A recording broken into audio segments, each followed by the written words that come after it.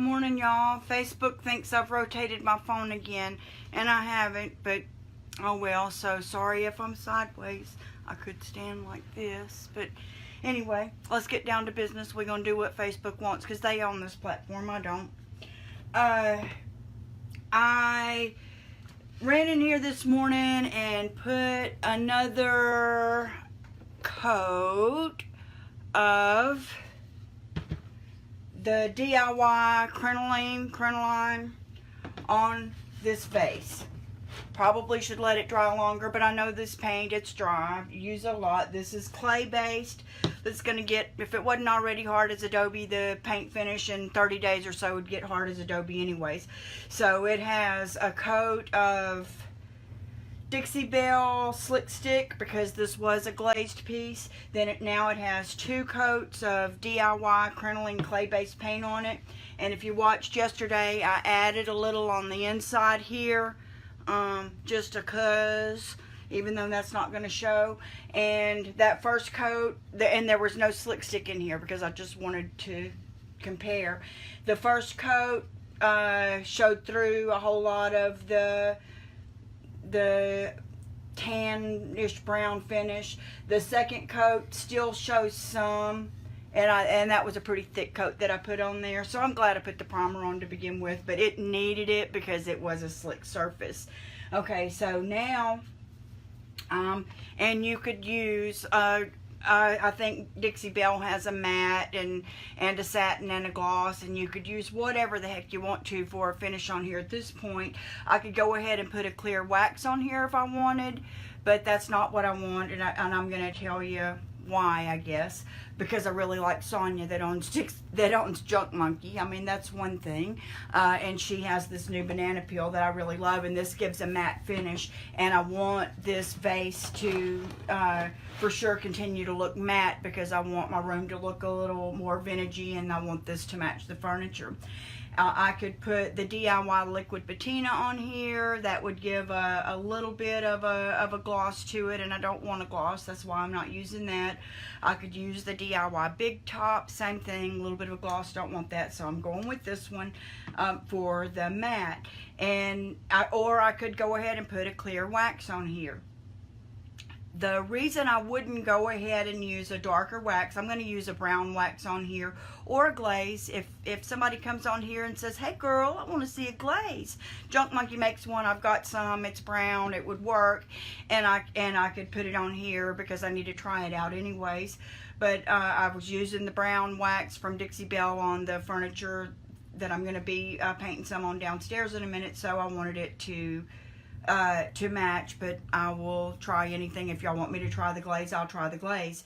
But the reason I'm putting a top coat, which you think of being your very last thing on here before I do that, is when you have a very chalky or clay-like finish on your paint, if I was to go directly on here with a dark wax or a dark glaze, it would be near impossible. It would put way too much on here, and it would be near impossible to rub off of the areas that I want to still be mostly the off-white color. And while I want it to be dark in these crevices and over these areas, I don't want it to be dark everywhere. I want it to be mostly light. So by putting either a clear wax or a clear top coat on here before I do that wax, it gives it a base coat, and those will still go in the crevices, but I'll have more control. I can still use a clear wax afterward as a bit of an eraser if I get too much dark on here, but that's why you would put that. And here's one more tip. I painted this morning. Went to breakfast with my grandson and my husband. I had to go get a new battery put on my car at the Lincoln place, so I woke up at 4 something, and I'm like, well, I may as well make use of the day. So I came in and put this on here. But it's sometimes a good idea to mix a little bit of your paint color with your top coat so that it doesn't leave any streaks. I don't think this would anyways, and I'm mostly being lazy, but there is a reason for it, and I thought I would share that with you. This is my cup that I've used for a long time, and that I soak my brushes in before I go and wash them. So when I got done this morning with the paint, I just ran in there and chunked my brush in there, and I'm like, well, I'll finish that when we get back from breakfast and getting the car looked at. And then whenever I went in there, and I keep a 5-gallon bucket next to my paint table, and I dumped the water out of this because it does have paint residue in it into that instead of down the drain, because we live in the country and we have a septic system rather than city sewer. So I don't want to clog up the septic system. Those things are expensive. You want it to work right. Last thing in the world I need is a sewer issue in the yard. So I don't want to be the one to mess anything up. So we know these Paint Pixie brushes hold a lot of water, so I'm just going to dab it in here. But it still has a little bit of the crinoline on it, which is cool by me. But at this point, I could possibly be contaminating my banana peel, but I ain't going to worry about it. There wasn't much on here. I rinsed most of it out, but you can see on my white rag here, there was still some on it. But that's cool. I'm going for it. I'm a go for it kind of girl. No fear up in these bones. So downstairs, yesterday morning, I moved the dresser out. I moved the nightstand that's finished back into the bedroom. I moved the dresser into the living room because that's where I'm painting at, because it's too dang hot and sweaty and humid and all those things in Louisiana for me to be working outside. And we don't have a garage.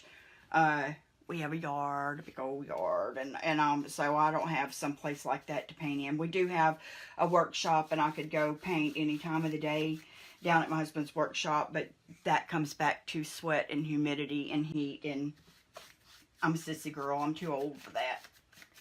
Most of the time, I think I ain't too old for anything. I am too old for working out in the humid heat of Louisiana. I don't like it, so I'm not going to do it.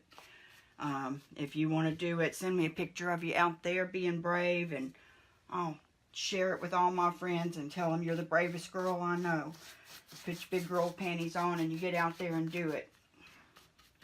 I do have my big girl panties on, but I ain't going to be sweating. Or not too much. Anyway, so I'm popping this banana peel on here. Look at, if you want to look up, I have a link for this if you want to look up some info, and I'll try to remember to put it down in there later. She has some nice colors of paint that I'm dying to try. She just came out with a new kind of bright green and a purple, and I'm going to order some of that. She has good paint. I have a couple of her glazes that I haven't used yet, and I love the banana peel, so I'm going to have to reorder some of that, and I'll probably order some of that for the store as well. But, anyway, I'm trying to just get a coat of this most of the place over this to protect it from over darkening my finish later whenever I put either the glaze, which I am making to use. I did get it from Sonia at Junk Monkey as well, or the brown wax, which I'm low of, so it would really make more sense to use the glaze, but I'm so afraid I will